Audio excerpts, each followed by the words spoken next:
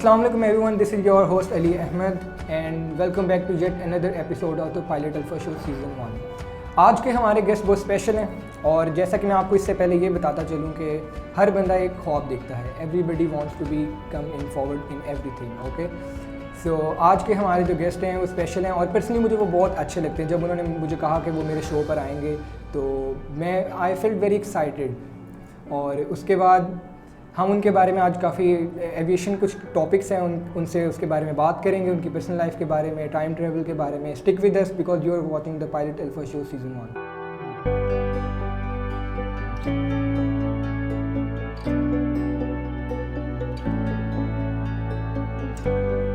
अस्सलाम वालेकुम सर शाहिद। वालेकुम अस्सलाम, क्या हाल है? Welcome on the show. Thank you so much. अल्लाह का शुक्र मैं ठीक और आप सुने? अल्हम्दुलिल्लाह।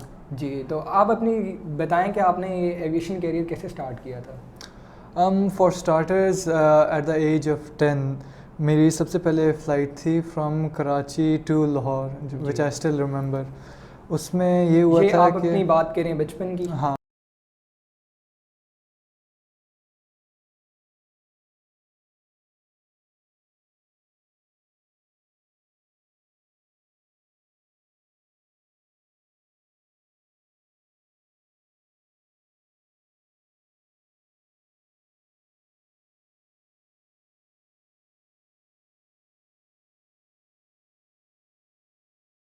कैप्टन ने बुला लिया तो मैं बहुत ज़्यादा एक्साइटेड था और थोड़ा बहुत डरा हुआ भी था। तो अपनी मदर के साथ में गया तो उन्होंने मुझे कॉकपिट के अंदर लेके गया, पूरा मुझे कंट्रोल कॉलम्स दिखाए, ऑल दोज बटन्स, वो काफ़ी ज़्यादा एक एक्साइटमेंट थी उसकी। तो आफ्टर दैट वो फिर एक जो फायर था अंदर वो फिर स्टार्ट किया मेरे एविएशन करियर। अब मैंने भी मतलब इसी सीट पर आना है, इसी सीट पर आना है, that I wanted to be become a pilot और that's my goal.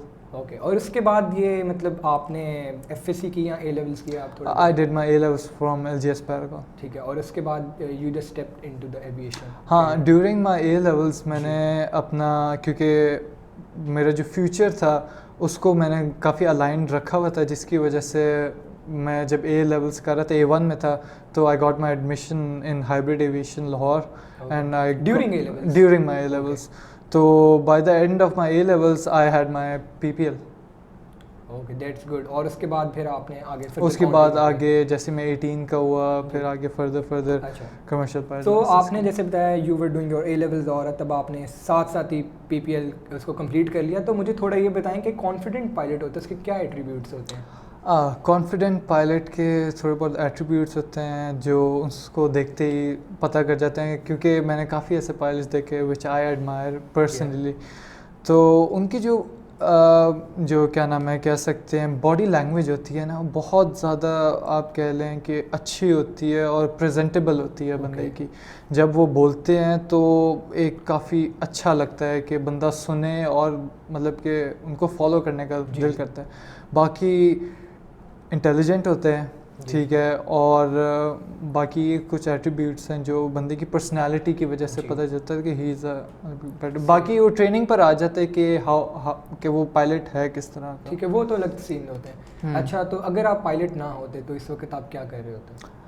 Well, because हमने ये बहुत ज़्यादा सोशल मीडिया पे ये देखा है कि you are bit into entrepreneurship और बिजनेस। बेसिकली मैं एक बिज़नेस बैकग्राउंड से भी ताल्लुक़ रखता हूँ। मेरे फादर का बिज़नेस है प्लास्टिक इंडस्ट्री का। तो उसमें ये था कि पायलट के साथ साथ मुझे ऑब्वियसली अपना बिज़नेस भी देखना था, तो I got to into my business also. तो अगर तीसरी चीज़ देखी जाए कि इफ़ नॉट पायलट और not business I would have become a aeronautical engineer.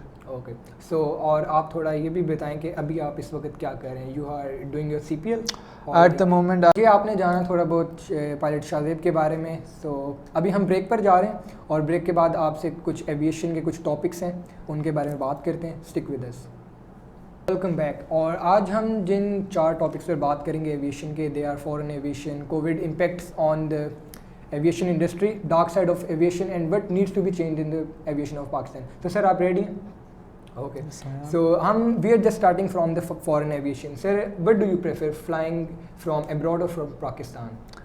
Definitely from abroad. Sir, if yes, if from abroad, तो फिर कौन कौन सी ऐसी कंट्रीज़ हैं कि जहाँ पर बेस्ट ट्रेनिंग दी जा रही है इस वक्त? वेल एंड वाई, हाँ, और वाई फ्रॉम अब्रॉड ये भी आप बता दें। इसलिए कि first of all in Pakistan during the last 5 years due to covid again opportunities बहुत ज़्यादा श्रिंक होती गई हैं पाकिस्तान में, और साथ साथ जैसे शाहीन एयर इंटरनेशनल भी बैंक्रप्सी की तरफ गई है और एयरलाइंस बंद हुई हैं, उसकी वजह से जो बैकलॉट पे जो ब्लॉकेड आई है, जो हम पायलट्स के लिए भी हमने भी फेस किए है, वो अब पायलट एट द बैक अब भरता जा रहा है और फर्दर जॉब्स नहीं निकल रही, जिसकी वजह से जॉब सैचुरेशन बहुत है और आगे फर्दर फील्ड में आप प्रोग्रेस नहीं कर पा रहे। ठीक है, This is the number one reason. The country which you choose that I would prefer would be first of all America.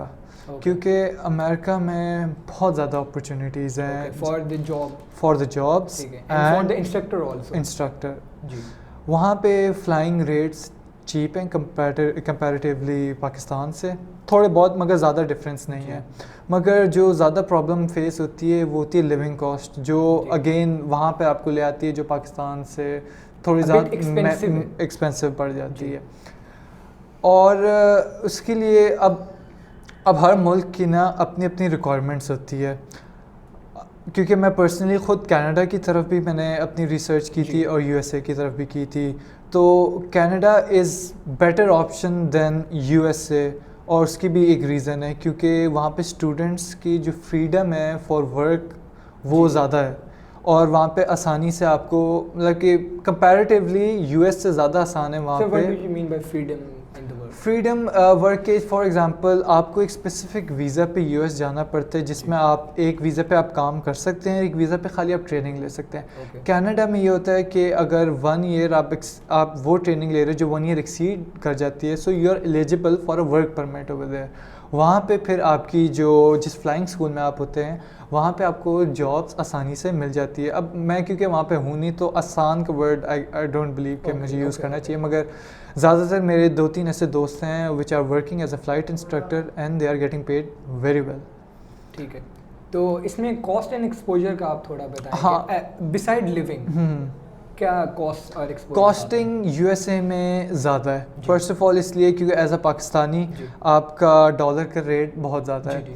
If you talk about Canada में लिविंग ज़्यादा सस्ती भी है और जो कॉस्टिंग है वो भी कम है, और उसके साथ साथ ये भी है कि उनका जो डॉलर का रेट है वो अगेन आपके रुपये के वैल्यू में थोड़ा सा कम है, जो काफ़ी ज़्यादा 10-15 लाख रुपए का फ़र्क आ जाता है आपकी कॉस्टिंग। तो सर असल में पाकिस्तान और अब्रॉड से करने का एक ऐसा डिफरेंस आप बताएंगे हम क्यों प्रेफर जॉब्स के अलावा उनकी स्टडी का हम कह सकते हैं कि अगर यहाँ पर आपकी जो स्टडी रिक्वायरमेंट्स हैं वो थोड़े मुख्तलिफ हैं और वहाँ पर कह सकते हैं कि वहाँ पर अच्छे इंस्ट्रक्टर हैं, हम इस तरह कुछ कह सकते हैं। उनका जो सिस्टम है ना, जो FAA है वो बहुत अच्छा एक इदारा है जो वहाँ पे वर्क कर रहे हैं, वहाँ पे बहुत कम लैप्सेस होते हैं और हर चीज़ की ना अकाउंटेबिलिटी होती है।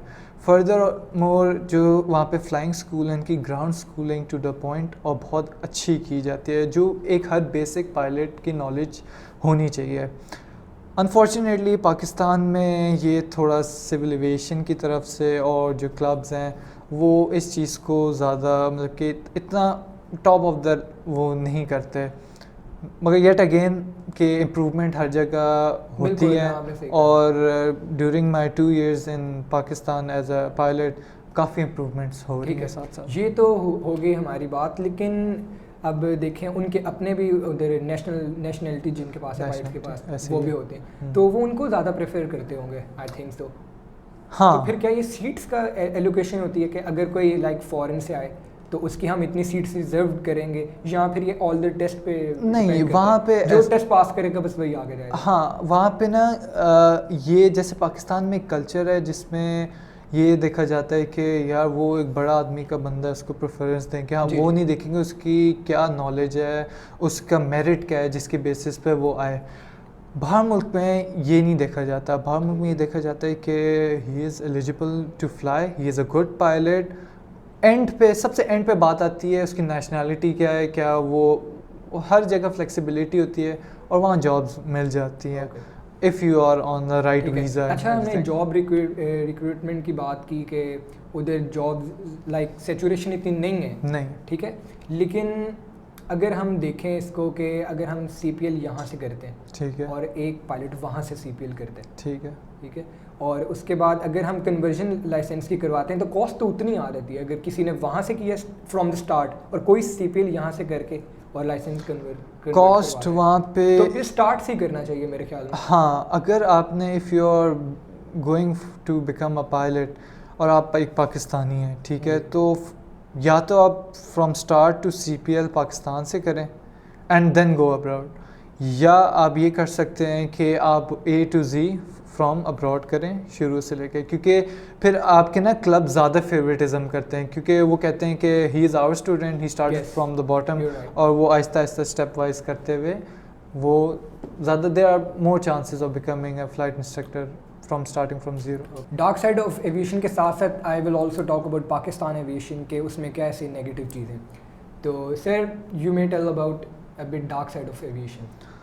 Dark side of aviation is a bit of tricky question at the moment, क्योंकि काफ़ी ज़्यादा sensitive topic है ये, मगर काफ़ी फेवरिज्म भी ऐसे ही है, but I would still talk about it because we all want to improve in हर चीज़ में एक पॉजिटिव और नेगेटिव ज़रूर, पॉजिटिव और नेगेटिविटी है और इम्प्रूवमेंट आनी चाहिए। अगर आप इस डर से बैठे रहेंगे कि आप किसी गलत चीज़ को नहीं बताएंगे, तो again you are talking about aviation and aircraft, जिस तरह PK 8303 का क्रैश हुआ था, तो we can't afford anything like that again. तो डार्क साइड की अगर बात की जाए कि ड्यूरिंग माई पायलट करियर कुछ ऐसे छोटे छोटे लैप्सेस थे जिनको मैं सही करना चाह रहा था, but due to management level जो हायर लेवल पे थे, वहाँ पे कुछ ऐसे लोग थे जो मतलब कि रिक्वेस्ट सुनते थे बट आगे प्रोसीडिंग्स नहीं होती थी, उस पर कोई इम्प्लीमेंटेशन नहीं होती थी कि इसको इन्वेस्टिगेट किया जाए, जो मैनेजमेंट स्टाफ होता है उसकी बात करें। हाँ, और ऊपर से होता ये था कि क्योंकि एविएशन इंडस्ट्री पाकिस्तान की बहुत कॉम्पैक्ट सी और छोटी सी है, तो यू गेट इजीली टारगेटेड। मतलब कि अगर मैंने कंप्लेन किसी की है ना, तो उसे ये पता चलेगा इसने किया, तो वो मेरे लिए हर्डल्स क्रिएट करेगा अगर वो मैनेजमेंट लेवल पर है। तो बंदा ऑलरेडी इतना फ्रस्ट्रेटेड है आजकल की एविएशन इंडस्ट्री से, तो वो इस तरह की हर्डल्स नहीं करता, फिर इन दी एंड क्या होता है कि बंदा चुप बैठ जाता है और जो गलत हो रहा है वो होने देता है, कहता है मैं कुछ नहीं कर सकता इसमें। जी, तो इसको हम ये कह सकते हैं कि बाहर से अगर आप देखें फ्रॉम द आउटसाइड, एक aviation is like a bit of glamour, okay, कि लाइक बर्ड्स आर फ्लाइंग, हम एयरक्राफ्ट जिसको कहते हैं, तो व्हाट इज़ इनसाइड, अंदर के क्या सीन्स होते हैं जो एज बीइंग अ पायलट, आप कमर्शियल की बात करें, कमर्शियल बाहर से यही लगता है he is like travelling to places, a bit of glamour, तो अंदर क्या ऐसे कोई उसको क्या मसाइल पेश अंदर एक कॉम्प्लेक्स सिचुएशन होती है, मगर एज अ पायलट वो कॉम्प्लेक्स होनी नहीं चाहिए। तो क्योंकि इंस्ट्रूमेंट्स लगे होते हैं, आपने हर चीज़ को केटर करना होता है अकॉर्डिंग टू द सिचुएशन, आपने अपनी सारी फ्लाइट नेविगेशन करनी होती है, तो आपने हर चीज़ इन बैलेंस इन चेक रखनी होती है। इन केस ऑफ इमरजेंसीज आपको पता होना चाहिए what you should be expecting ahead of her जगह होती है, ऐसे ही है जी। तो आप आउटडेटेड स्टफ एंड एवियोनिक्स के बारे में क्या कहेंगे, बिकॉज काफ़ी टेक्निकल फेलियर्स आते हैं, हम देखते हैं जैसे PK 8303, और उसमें भी हम ये कह सकते हैं कुछ ऐसा टेक्निकल इशू था, बहुत से और भी होते हैं जो प्लेन क्रैशेज होते हैं, उसमें एवियोनिक्स से मसला आ जाता है, कम्युनिकेशन। आउटडेटेड की अगर बात की जाए कि एवियोनिक्स इटसेल्फ आउटडेटेड नहीं लगे होते, होता ये कि वो एक दो ख़राब हो जाते हैं, but that doesn't mean aircraft can't fly. Aircraft की होती है मिनिमम इक्विपमेंट लिस्ट, MEL होती है, उसमें अगर आपके सारे वो एक स्पेसिफिक इंस्ट्रूमेंट्स होते हैं, अगर वो सारे वर्केबल हैं यू कैन फ्लाई, और अगर कोई भी एक दो इंस्ट्रूमेंट जो MEL में नहीं है वो अगर ख़राब भी हो, you can still fly that aircraft until unless आप फिर जाके उसको सही करवा लें। That's up to you. अच्छा, मुझे ये आपकी बात याद है, आपने फेवरिज्म की बात की थी अभी थोड़ी देर पहले, तो why is there a favouritism? Favouritism जब आप एक हायर लेवल पे अगर आप ये कहें कि as being airline pilot, as an airline pilot, फिर फेवरिज्म फिर वही आ जाते हैं कि अगर कप्तानों के बेटे पायलट बनते हैं तो obviously a father would prefer his son over anybody else, तो वो फिर वो फेवरेटिज्म में आ जाता है। आई होप नॉट कि अभी रिसेंटली जो जितनी भी हायरिंग हो वो मेरिट की बेसिस पर हो और उन पायलट्स की हों जो इस जॉब को फिट करते हैं। जी, so talking about Pakistan civil aviation authority, आप ऐसी क्या पॉलिसीज़ उनको सजेस्ट करेंगे जो कि रेक्टिफाई करें इन सब डार्क साइड को? रेक्टिफाई या वो सिविल एविएशन का काम है कि वो सर्च करे, बाकी हमारे ये काम है बताना जी, कि नहीं, आप क्या ऐसे क्या क्या इश्यूज हैं। उनको मशवरा एडवाइस देना चाहेंगे कि क्या चीज़ें जो है ना ख़त्म होनी चाहिए? आई वुड एक होते कम होनी चाहिए, हाँ। एक एलिमिनेट हो जाए चीज़ें कि भाई हमें ये नहीं चाहिए इंडस्ट्री में। Outdated systems. पाकिस्तान एविएशन में मैं एक छोटी सी एग्जांपल बिल्कुल। देता हूँ। हमारे फ़्लाइट प्लान सिस्टम है जो हमारे हर स्कूल में लगा हुआ है। बड़े मज़े की बात बताऊँ, वो जी, जी। सारा अभी भी फैक्स पे चलता है। हमारे जितना भी फ़्लाइट प्लान है वो थ्रू फैक्स लाहौर टावर पे जाता है। Okay. Again this is an outdated technology which जी। Needs to be replace. अभी रिसेंटली ऑनलाइन कचेरी लगी थी सिविल एविएशन अथॉरिटी अच्छा, की। इससे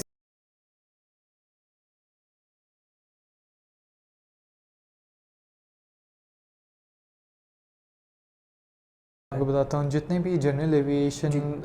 यूज़ करिए वो अभी भी फैक्स पे यूज़ करिए। फैक्स में ये इशू होता है कि आपके जो फ़्लाइट प्लान है कभी कभार पहुँचता नहीं है और ऑब्वियसली आउटडेटेड है। कभी कभार फ़ोन लाइन ख़राब है, कभी वेदर ख़राब हुआ है तो तब भी नहीं पहुँचता। मतलब कि अगेन काफ़ी ज़्यादा मसले आ जाते हैं।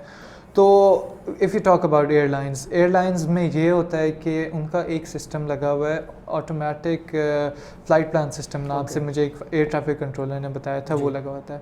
उसमें ये होता है कि उनका एक डिपार्टमेंट होता है, वो फ़्लाइट प्लान ऑटोमेटिकली वहाँ टाइप करता है और एज़ इट इज़ उनके कंप्यूटर पे चला जाता है और उनके वो लिस्ट में आ जाता है। जी। अब बाहर मुल्क की बात की जाए, जहाँ अमेरिका की बात की जाए, जी। वहाँ पे इन फ़्लाइट आप आईपैड से फ़्लाइट प्लान चेंज बिल्कुल। करवा सकते हो हाँ, हाँ। और आप सबमिट करवा हाँ, वो सकते हो। मैंने वीडियोस में देखा है, the pilots in the cockpit की आप बात कर रहे हैं। जी, जी। जी, होता है। यहाँ पे तो आप इन कॉकपिट तो कुछ कर भी नहीं सकते क्योंकि वो फिर बात ही वो फिर दूसरी तरफ चली जाती है ना नहीं, कि तो ये जो A320 अगर हम छोटे एयरक्राफ्ट की बात करें तो उसमें ऐसा कोई नहीं, आप आईपैड की जिस तरह बात कर रहे हैं। नहीं, उनको ज़रूरत नहीं पड़ती क्योंकि कमर्शियल एविएशन जब एयरलाइंस की बात आती है तो वो एक ही फ़्लाइट प्लान रूट से जाती है, एक ही डाइवर्जन सेट अच्छा, करती तो है। आप ये उसमें general- ऑनलाइन कचेरी लगी थी जिसमें सिविल एविएशन वालों During the ने COVID ड्यूरिंग द कोविड और उसके बाद कि जो भी बेसिकली PK 8303 के बाद आई थी कि सिविल एविएशन के अंदर जो लैप्सेस हुए हैं और वो फेक लाइसेंसेस वाले जो केस आए थे, उसके बाद प्राइम मिनिस्टर के आई गेस उनके उस पर कहा गया था कि एक ऑनलाइन कचेरी लगी जिस पे उन लोगों ने पूछा कि हमारे आपके जो भी मसले हैं आप वो कमेंट सेक्शन के अंदर रखें और लिख के हमें बताएं। तो मैंने ये फ़्लाइट प्लान सिस्टम वाला उनको लिख के दिया था। तो within I guess 2 to 3 weeks मुझे कॉल आ गई थी सिविल एविएशन अथॉरिटी से कि आपने ये कंप्लेंट सबमिट की थी, आपको क्या इश्यूज़ आ रहे हैं। तो इसी तरह मैंने उनको प्रॉपर्ली बताया कि आपका जो सिस्टम है वो हाईली आउटडेटेड है, तो हमें उनको इम्प्रूव करना चाहिए और हम काफ़ी ज़्यादा मसले फेस करें कि हमारा फ़्लाइट प्लान फैक्स हो जाता है, सारा कुछ फ़्लाइट प्लानिंग हो जाती है। ड्यूरिंग फ़्लाइट क्या होता है, अब जब हम टावर से क्लियरेंसेस मांगते हैं बाहर कहीं जाने के लिए या कंट्रोल जोन बाउंड्री से बाहर जाने के लिए according to our flight plan, तो कहता है फ़्लाइट प्लान नॉट रिसीव्ड या कुछ ना एरर्स आ जाते हैं, उसको पहुंचता नहीं ये है। बाकी उनको एक ऐसा पॉइंट है जिसके वो फैक्स मशीन जो सिस्टम है वो ब्लॉकेट ये करता बहुत है। मसला यहाँ है। पे एयर ट्रैफिक कंट्रोल बेचारा ऐसा पॉइंट है जिसके वो फैक्स मशीन जो सिस्टम है वो ब्लॉकेट ये करता बहुत है। मसला यहाँ है। पे एयर ट्रैफिक कंट्रोल बेचारों की कोई गलती नहीं है, बिल्कुल। मसला सिस्टम का है। वो इम्प्रूव करे तो उन लोगों ने मेक और इस सारे सिस्टम को handle at the back CA करता है। हाँ, उसके CA अंडर कौन असल में आता है? CA के अंडर सब कुछ आता है। तो कैन यू से APM? नहीं, नो। APM इसलिए नहीं क्योंकि सिविल एविएशन फंड्स इशू करेगी, ठीक है। फंड्स इशू करने के बाद वो जो वॉल्टन, आई एम टॉकिंग अबाउट वॉल्टन में फिर एक सिस्टम लेकर आएगी जिसके थ्रू सारा फ्लाइट प्लान सिस्टम फिर वहाँ पे लाहौर टावर को सिस्टम करेगी, हमारे साथ वो लिंक करेगी। तो वो सिस्टम इतना ज़्यादा महंगा नहीं होता। सिस्टम से मुझे एक बात याद आई कि जो पाकिस्तानी पायलट्स हैं उनकी CRM में क्या चेंजेस आनी चाहिए? CRM में जो PK 8303 के बाद जो क्रैश हुआ था उसको एवेलुएट करते हुए वही मैंने जो कंक्लूजन लगा ज़्यादातर लगा ये जो कॉकपिट में ना ये सीनियरिटी होती है but it should be on the same level अगर एक बंदा गलत कर रहा है तो दूसरे पायलट फर्स्ट ऑफिसर के पास इतना कॉन्फिडेंस होना चाहिए टू टेल द कैप्टन के you are doing something wrong, you need to rectify it. और कैप्टन में भी इतना होना चाहिए कि वो गलती माने अपनी, वो इस आकड़ में ना आए। ये एयर ब्लू के कोई क्रैश था, मुझे इस वक्त याद नहीं आ रहा, उसमें कोई इस्लामाबाद में जो हुआ था मार्गला हिल्स में, वो भी सेम सीआरएम का इशू था। बिल्कुल उसमें अगेन वो जब आकड़ आ जाती है ना कि एक जूनियर मुझे क्यों डिक्टेट कर रहा है, that is very dangerous if you are talking about cockpit, क्योंकि यहाँ पे लोगों की जानें आपके हाथों में होती है। येट अगेन अभी सीआरएम की जो मैंने कोर्स करना है जो सिविल एविएशन करवाती है पायलट्स को, वो मैं अभी ख़ुद इंशाल्लाह करने जाऊँगा जैसे ये कोविड का सीन ख़त्म होगा। तो मैं ख़ुद देखना चाहता हूँ कि सीआरएम का क्या चल रहा है वहाँ पे, किस तरह की आपको ट्रेनिंग करवा रहे हैं, क्योंकि ये 2 दिन की ट्रेनिंग होती है जो कि मैंने सुना है सीआरएम की, तो वो मैं देखूँगा और ख़ुद अब इवैल्यूएट करना, तो चलो देखते हैं कि हमारा क्या होगा। So sir, why flying institutes are biased towards each other? Generally biased as such नहीं होते, मगर होता ये कि ना जब पॉलिटिक्स बीच में ना ज़्यादा आ जाती है ना, वो मसला करती है। देर आर सम लैप्सेस, क्योंकि जब हेट बढ़ जाते हैं ना लोगों के दरमियान, तो इस तरह के ना वो पॉलिटिक्स लोग खेलते हैं एक दूसरे को नीचा करने के लिए, क्योंकि ये बिजनेस है। बिजनेस में आप it's a wrong business to do, मतलब किसी को नीचे करके स्टेप ओवर करके ऊपर जाना, दैट्स समथिंग वेरी रॉन्ग। मगर अगेन वो फिर नेचर में आ जाता है कि एक बंदे को, मतलब कि इस तरह की पॉलिटिक्स जब चल रही होती हैं तो यू शुड बी केयरफुल। जी, so this is pilot Shahzeb, और हमने काफ़ी इंफॉर्मेशनल टॉक्स किए इनके साथ फॉरेन एविएशन पर, कोविड इम्पैक्ट्स ऑन एविएशन और डार्क साइड ऑफ एविएशन पर। So stick with us, we will right back from the break.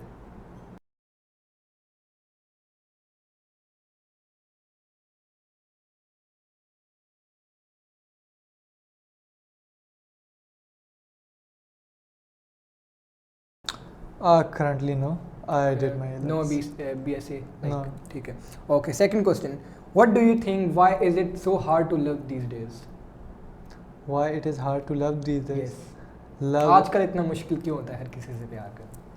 हर किसी से प्यार करना क्यों मुश्किल होता है? As personally, You can मैं अपने बारे में अगर बताऊँ, मैं बहुत ज़्यादा करियर फोकस्ड इंसान हूँ, जो अपना ना फर्स्ट ऑफ ऑल करियर को लेके ज़्यादा इम्पोर्टेंस देता हूँ मैं, क्योंकि अगेन ये ड्यूल साइड, हर जगह एक बैलेंस होना चाहिए।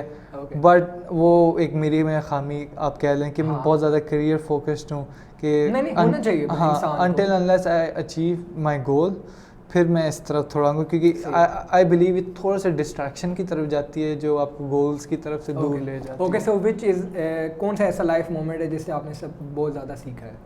लाइफ में कौन सा ऐसा मोमेंट है?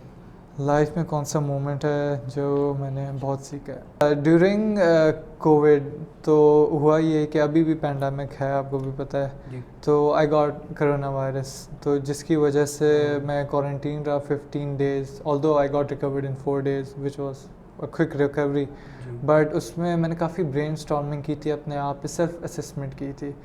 उसमें ये था कि जो मैंने चीज़ सीखी थी, बिकॉज इंसान जब बहुत ज़्यादा कामों की तरफ लग जाता है नॉर्मल लाइफ में, वो अपने आप को थोड़ा भूलने से शुरू हो जाता है अपने फिजिकल हेल्थ वगैरह के लिए। तो आप उसके बारे में बात कर रहे हैं कि आपने ब्रेन स्टॉर्मिंग अपने ऊपर की थी? तो हाँ, मैंने इस तरह की थी कि अपना करियर को लेके, क्योंकि मेरा करियर बहुत ज़्यादा इफ़ेक्ट हुआ था इसकी वजह से, जो एविएशन इंडस्ट्री है, तो थोड़ा बहुत डिप्रेशन भी फील हुआ था कि इतना पेरेंट्स हमारे पर इन्वेस्ट कर रहे हैं, तो I was seeing a dead and. तो इसी तरह मैंने अपने आप को कलेक्टिवली फोकस किया, फिर अपने गोल्स की तरफ आहिस्ता आहिस्ता चलते हुए उसको मैंने फोकस किया। सो टॉकिंग अबाउट योर फ्रेंड्स, आपके दोस्तों ने आपकी पर्सनैलिटी पे कैसे इन्फ्लुएंस किया? अच्छा, पर्सनैलिटी वाइज मेरे दोस्तों को मेरी ये अच्छी बात लगती है कि किसी चीज़ के लिए मैं अगर कोई स्ट्रगल करूं तो दे एडमायर कि मैं उसको पूरा करके जाता हूं विद गुड इंटेंट, और साथ में। और आपने उनसे क्या सीखा? मैंने बहुत कुछ अपने दोस्तों से सीखा, करियर वाइज भी सीखा, और the relationship between other people, किस तरह लोगों को डील करना चाहिए, और जो फ्रेंडशिप से बंदा सीखता है वो काफ़ी मेरे लिए। ये तो है। और उसके बाद आप अपनी कोई ऐसी वीकनेस बताएं जिसको आप चाहें कि एलिमिनेट करना चाहें। Interview sickness. जी, इसके बारे में आप थोड़ा सा। ये ऐसी सिकनेस है, मैं डिस्क्राइब इसलिए नहीं कर सकता कि एक दो ऐसे इंटरव्यू स्टेजेस पे मैं पहुंचा हूँ जहाँ पे पूरा पैनल बैठा हुआ होता है और मैं इंटरव्यू के लिए बैठा हुआ था। उस वक्त ना अपने आप को कंपोज रखना, क्योंकि मेरी हार्ट बीट ना इतनी तेज़ हो जाती है कि आई स्टार्ट स्वेटिंग, और ना यहाँ पे ना पूरा दर्द शुरू हो जाता है, कॉन्फिडेंस अ बिट लूज करने लग जाता है। हाँ, कॉन्फिडेंस अच्छा, ये सिर्फ इंटरव्यू में ऐसा होता है? इंटरव्यू या आप कभी दोस्तों से बात करें? नहीं, मैं एक्सट्रोवर्ट हूँ, मैं काफ़ी लोगों से इंटरेक्ट करता रहता हूँ, बट जब मेरे करियर और उसके बारे में एक बाउंड्री आ जाती है जहाँ पे येस और नो का फैसला आ जाता है, तब मैं बहुत ज़्यादा घबरा जाता हूँ। उसके लिए मैं वर्कशॉप्स और वो वर्किंग कर रहा हूँ कि अपने नर्व को किस तरह काम रखूँ, और मैं उनका सवाल के जवाब, क्योंकि काफ़ी ब्लंडर्स हो जाते हैं इसकी वजह से। मूविंग अब टूवर्ड्स योर करियर, तो आपने शुरू में जिस तरह कहा था लेकिन कि अगर मैं ये ना होता पायलट तो या तो मैं बिज़नेस की तरफ जाता या एरोनॉटिकल इंजीनियरिंग, तो आपको बिज़नेस और एंटरप्रेन्योरशिप क्यों इतनी पसंद है? Because I have also seen on your social media कि आप एक दो बिजनेस रन भी कर रहे हैं स्टिल। जी, ठीक है, तो ये इसमें क्या ऐसा है कि आप इसको प्रेफर करते हैं इतना? असल में हालात कुछ ऐसे बने हुए हैं कि मेरा जो करियर है ना वो अभी एक थिन थ्रेड के ऊपर ना वो नहीं, उसके अलावा आपका करियर फ्लाइंग करियर है, ठीक है, लेकिन उसके अलावा आप क्यों बिजनेस इतना करते हैं? बिजनेस से उसमें क्वालिटी आप बताएं। क्वालिटी, माय रोल, फ्रीडम आप कह सकते हैं, फ्रीडम भी कह सकते हैं, या मेरे जो फादर हैं वो मेरे रोल मॉडल हैं। मैं उनको बहुत ज़्यादा एडमायर करता हूँ जब वो बिजनेसेस को रन करते हैं, और ना it's something you evolve as a person, और आप बहुत ज़्यादा प्रोफेशनल हो जाते हैं अपने करियर वाइज, तो यू लर्न अलॉट। मैंने बिज़नेस जब से जाना शुरू किया है तो मेरी रूटीन से लेके मेरा लोगों से बात करना एक काफ़ी प्रोफेशनल वे पे चला गया, जो कि मुझे आगे अपने असल जो करियर है उसमें भी बहुत फ़ायदा देगी। और अदर ये है कि बंदा एक्सपीरियंस गेन करता रहता है जो आपके सीवी में भी काम आती है, और बंदा अपने एक फ्रीडम उसको बिज़नेस में जो मिलता है वो कहीं पे भी नहीं मिलता, और जो बंदा कमाता है उससे। जी, तो अब मैं आपकी फ़्लाइंग की तरफ थोड़ा सा आता हूँ। तो आपने ये फ़्लाइंग सिर्फ एक ग्लैमर और एक मज़े के लिए इसको चूज़ किया एज अ करियर, या आपने सोचा था कि एंड में जाके मैं इसको एज अ पायलट परस्यू करूँगा? फ्रॉम स्टार्टिंग मैंने इसको एज अ प्रोफेशनल करियर के तौर पे किया था, क्योंकि ये वो जॉब है जिसमें ऑटोमेटिकली ग्लैमर आता है, but you have to be professional in it. आप ये नहीं कर सकते कि आप नहीं, मैं वो तो ठीक है, मैं आपके बारे में पूछ रहा हूँ कि आपने किस माइंड से इसको किया था? मैंने as a professional career as an airline pilot. बिल्कुल, वो ठीक है। और जी, तो आपको अपने फ़्लाइंग करियर में काफ़ी स्ट्रगल एट द स्टार्ट की मैं बात करूँ, आपको स्ट्रगल करना पड़ा था या ये काफ़ी इजी था आपके लिए? काफ़ी स्मूथली प्रोसेस हो गया था। मेडिकली मैं फिट था, उसमें कोई इशू नहीं था, बट थोड़ा सा आई साइड का था, लॉन्ग साइडनेसनेस का थोड़ा इशू था, which was not a big problem. बाकी जो इशू आया था वो स्पेशल ब्रांच की तरफ से आया था कि असल में आपकी ना क्लियरेंसेस होनी होती हैं before you get your student pilot licence, that takes around 6 months। तो वो प्रोसेस थोड़ा लेंथी था, जिसकी वजह से ना टाइम आपका वेस्ट नहीं होता, मगर चलो टाइम आपका ना लग जाता है इस तरह। जी, तो मैं आपकी ये ज़रूर पूछना चाहूँगा कि आप अपना कोई लाइफ का ऐसा मोमेंट जो आपको याद रहे हमेशा या आपको कभी ना भूला हो, या कोई ऐसी स्टोरी आप शेयर करना चाहें हमारे साथ? ऐसी स्टोरी बेसिकली एयरफोर्स तो हर पाकिस्तानी जो एविएटर जुनून होता है, सब जुनून अंदर से होता बिल्कुल है, अंदर से होता है। You're either born a अच्छा, pilot ये पैदा होने से कह रहे हैं कि तभी से होता है हर किसी को, मैंने आर्मी में जाना, एयरफोर्स में जाना, आर्मी और एयरफोर्स ऐसे ही है, क्योंकि वो ऐसी फीलिंग है जो मैं कहता हूँ कभी भी बंदे को नसीब नहीं हो सकती, एक तो शहादत की, और जो अलग जो आप एयरक्राफ्ट फ्लाई कर रहे हैं, you are flying in F-16 and JF thunder, इससे बड़ा एक्सपीरियंस आपको मिल नहीं सकता। सो मैंने GDP के लिए अप्लाई किया था, और हुआ ये कि ड्यूरिंग उस दिन जब मेरा टेस्ट था तो मैं नहीं गया क्योंकि मेरे आई साइट का इशू था। आई साइड वैसे आपको ट्राई करना चाहिए था यार। ट्राई करना चाहिए था। हुआ ही असल में कि बचपन में ना केजी में था या आई गेस 1 to 2 में था जी। तो एक बच्चे ने ना मेरी तरफ ना ऐसे वो एक होता था कि वो पेंसिल घुमा हाँ, के ना हाँ, मारते वो थे एक ऐसे दूसरे करके ना हम उसको कहते हैं कि उड़ के हाँ, उसने पेंसिल मारी तो सीधे मेरी आँख पे लगी थी, तो मेरा जो लेंस है ना वो थोड़ा सा डैमेज हुआ था। ऑल्दो तो इसका कोई लेज़र ट्रीटमेंट वगैरह? लेज़र मेरी वहाँ पे रिकवरी हो गई थी क्योंकि बच्चा था तो वो सारा रिकवर हो गया था अच्छा, मेरा। ठीक है। तो लेज़र का ये था कि अगर मैंने एयरफोर्स में जाना था तो काफ़ी मैंने लोगों से पूछा कि अगर मैं लेज़र करवा लूँ तो would I be still eligible बिल्कुल। फॉर द मेडिकल, तो काफ़ी ने मना कर दिया कि नहीं, उनको पता लग जाता है दे वांट परफेक्ट 6x6। अच्छा, पर्सनली वैसे ट्राई कर लेते यार, हो सकता है मेडिकली अगर आप उनको बताते तो कहते हम इनको एडजस्ट कर सकते हैं, हम खुद लेज़र करवा सकते हैं। ये भी हो सकता था ना कि वो अपने अगर सिलेक्शन हो जाती है आपकी तो कहते कि हम आपको खुद भी करवा सकते हैं। असल में जितने भी पायलट्स मैंने जो C-130s पे भी मेरे कोई जानने वाले हैं वो एयरफोर्स में आए थे, वो इसी तरह हुआ था कि उनकी आई साइट की वजह से ना या कोई मेडिकली अनफिट होने की वजह, थोड़ा सा भी आप मेडिकली अनफिट हो वो आपको ना टूवर्ड्स दूसरी साइड पे रख देते हैं। बिल्कुल। बाकी अगर हाँ, फिर आप उसका फ़ायदा नहीं होता अगर फ़ायदा नहीं था बंदा फिर जिस माइंड ज़रूर सुना है कि अगर आपकी शुरू में 6x6 है, ठीक है, और ड्यूरिंग योर ट्रेनिंग एयरफोर्स में इंडक्ट होने के बाद आपकी आई साइट ख़राब हो जाए तो that doesn't matter, I site पे आप ग्लासेस पहन कर सकते। मगर टेस्ट से पहले मुझे नहीं समझ आती कि वो 6x6 क्यों उनको चाहिए, मगर क्योंकि हमारे आई गेस सोहेल अमान जो हमारे वो थे प्रीवियस चीफ थे, maybe Sohail Aman I guess थे, वो भी चश्मे लगा के फ्लाई कर रहे होते थे। हाँ, तो ऐसे ही मतलब उनकी मुझे तो समझ मतलब नहीं आता कि क्यों सही कह रहे हैं हमारी ड्रीम होती है अभी कोई ऐसी माइनर सी, तो उनके लिए शायद ना हो। तो एंड पर आप यूथ को क्या एडवाइस देना चाहेंगे? आप ऐसा करेंगे फ्लाइंग के बारे में देते हैं, इसी सेम कैरियर के बारे में।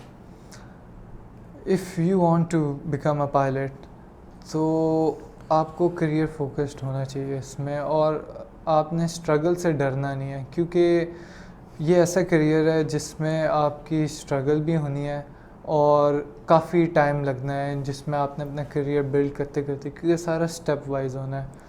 तो हिम्मत नहीं हारनी और अपने करियर को चूज़ करो फोकस के साथ और बिल्कुल दिल से करो। You just heard the advice from pilot Shahzeb to the youth, और अब हम रैपिड फायर की तरफ बढ़ते हैं। तो sir, are you ready for this? I'm ready. Is it true और फॉल्स? मुझे इंडस्ट्री में सब बहुत प्यार करते हैं, कोई दुश्मन नहीं है। ट्रू। ओके। ट्रू और फॉल्स? मुझे इंडस्ट्री की लड़कियों में कोई इंटरेस्ट नहीं है। फॉल्स। Are you sure? देख लें, एक दफ़ा दोबारा सोच लें। तुम आपने पूछा मुझे लाइक इंडस्ट्री की लड़कियों में कोई इंटरेस्ट नहीं है। False. Okay. Flying an own plane और क्लब प्लेन, आप क्या प्रेफर करते हैं? Flying my own plane. Okay. और इसकी वजह? अपना जहाज़ है, कहीं पे भी ले गए। ठीक है, बेशक स्कर्दू ले गए। सही है। आपका गुस्सा किस बात पर आता है सबसे ज़्यादा? गुस्सा मुझे किस बात पर आता है, जब हर्डल्स आ जाएं, कोई अननेसेसरी हर्डल्स आते हैं बीच में, जो आपके एक करियर में या लाइफ के किसी कहीं पे भी जो इनकॉम्पिटेंट बंदे की वजह से। एग्रेसिव फ्लाइंग और gentle flying? Gentle flying. Okay. कभी दिल किया हो फॉरेन फ्लाइंग का? बहुत। If you get a free plane ticket, where will you go? America.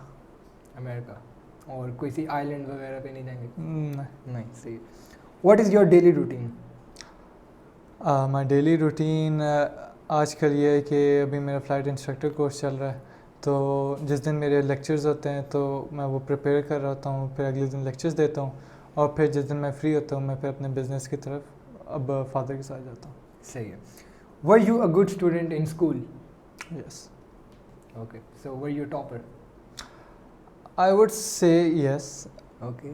So sir, the last question, when are you taking skies with me to this? Hybrid Aviation आप visit करें, आपको हम इंशाल्लाह joyride पे लेके नहीं जाएंगे। सर, आप अपने बलबूते पे बताएं ना। अपने बलबूते पे फिर ये हो सकता है चलते मेरा हैं, मैं कहता हूँ कहीं पर होता ही है कि हाँ टूर पर चलते हैं कहीं पर। टूर पे इतने फिर वो असल में जब तक फ़्लाइट इंस्ट्रक्टर कोर्स नहीं कंप्लीट होता तो मेरे पास अथॉरिटी नहीं है इस तरह के लिए जाने की। ठीक है। तो अभी मैं आपसे एक शॉर्ट क्विज लूँगा। ठीक है। तो are you ready for that? I am ready. ठीक है। 3 क्वेश्चन होंगे उसमें एविएशन के और 3 होंगे जनरल नॉलेज के। ठीक okay. Starting from aviation, first question, In which year Concorde entered commercial service? 1976, 1980 or 1975? 1980 I believe. Okay, मैं आंसर्स ज़रा आखिर में बताऊंगा. Which Wright brothers is recognized as first to fly? Wilbur Wright, Steve Wright or Orville Wright? I guess it was Wilbur Wright. Again मैं answer आखिर में बताऊंगा. What is standard 2 class seating capacity of Boeing 747? I may repeat.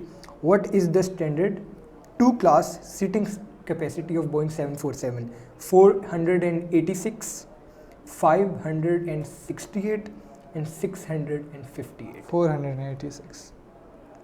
अब मैं आपको ज़रा answer बताता हूँ. अनफॉर्चुनेटली इन्होंने तीनों गलत दिए थे. और जो कॉन्कॉर्ड है वो कमर्शियल सर्विस में 1976 में आया था. राइट ब्रदर्स में से जो ऑरविल राइट इनका भाई था वो उसने सबसे पहले फ्लाई किया था.